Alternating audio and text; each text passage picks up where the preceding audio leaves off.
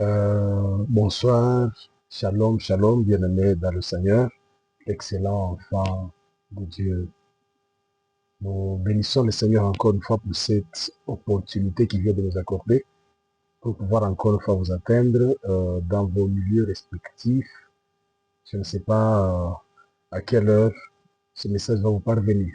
Sinon, nous avons une très bonne nouvelle. Ça fait très longtemps qu'on n'apparaît pas sur vos écrans, vos téléphones. Nous avons un grand programme qui me permet de pouvoir me balancer jusque chez vous pour vous faire part et vous inviter. Nous sommes au mois de mars. Chez nous, à la mission évangélique internationale Mont des Oliviers centrale ici, à l'Assemblée centrale qui est la maison royale des champions. Alors ici, chaque année, nous avons un programme de 30 jours.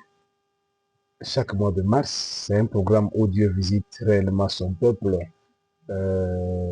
C'est moi qui ai dénommé Mars Miracle. Comme vous l'entendez déjà, Mars Miracle. Nous voulons voir la main de Dieu dans chaque mois de mars. Ça, c'est la 5e édition. Donc, MM 2025. Donc, c'est depuis 2001 qu'on avait lancé cette action prophétique. Alors, cette année, c'est la 5e année, je m'excuse, que nous balançons chaque fois ce programme ici où Dieu visite son peuple, où le Seigneur console, il sauve, il délivre, il guérit, il bénit. Il fait de grandes choses parmi son peuple au milieu de nous. Voilà pourquoi je vais vous faire part de ce grand programme. Je me nomme le docteur Bishop Gordon Kalenga Elroy.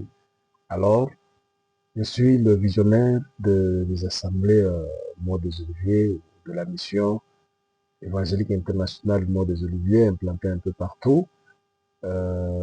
Je suis le senior pasteur, le pasteur responsable de l'assemblée centrale ici, à Kassumbale Sadouane. Je vous dis sincèrement merci et je vous salue encore une fois de plus. Le Seigneur nous a mis à cœur un thème très riche que j'aimerais partager avec vous pendant 2 minutes tout simplement. Et ce thème-là est tiré du livre des Psaumes, chapitre 45, le 2e verset, et plutôt le 3e verset, mais dans d'autres versions, c'est au 4e verset.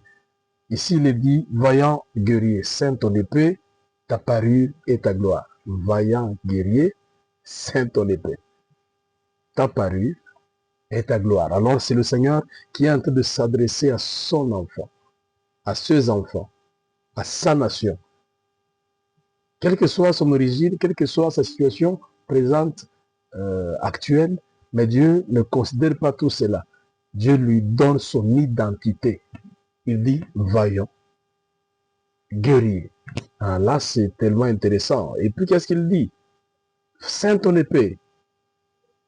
Quand on te dit de ceindre ton épée, de porter ton épée, d'apprêter ton épée, quand on dit ceindre ton épée, donc l'épée était quelque part. Tu dois prendre cette épée-là, allez, tu mets dans sa fourrure. Alors, ça dit, tu t'apprêtes déjà pour le combat. Il dit, parais-toi au-dessus de ta parure et de ta gloire.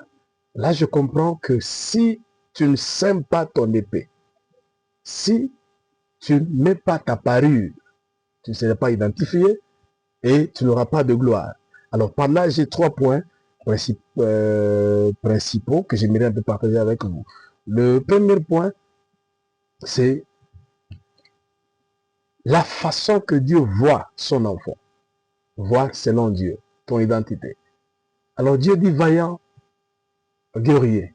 Souvenez-vous de Gédéon qui se croyait être le tout petit peu de sa famille, d'une tribu qui n'est pas connue en Israël, qui est négligée, la toute petite, mais Dieu qui lui dit vaillant héros. Et c'est Gédéon que Dieu a appelé pour délivrer son peuple. Alors, quand il a découvert son identité, Dieu ne le voyait pas comme lui se voyait. Voilà ce qui joue un rôle très important. Comment est-ce que tu es en train de te voir toi-même? Tu veux aller quelque part, tu veux faire quelque chose, tu veux atteindre un but, un objectif. Comment est-ce que tu es en train de te voir? Donnez-moi encore 2 minutes dans vos 2 minutes là qui sont épuisées. Alors, ton identité, selon Dieu. Ta famille te dit que tu n'as rien, tu n'es rien, tu n'auras rien. Mais Dieu lui dit que tu as tout. Tu es un vaillant guerrier. La façon que Dieu te voit, que Dieu nous voit, c'est ce qui est important. Oublie ce que le monde dit de toi. Oublie ce que ta famille dit de toi. Oublie ce que ton entourage dit de toi. Mais qu'est-ce que Dieu est en train de dire sur toi? Dans le miroir de la destinée divine, tu as quelle image? Tu as quelle identité? Et il dit, tiens-toi de ton épée. Et Dieu lui dit de prendre le courage.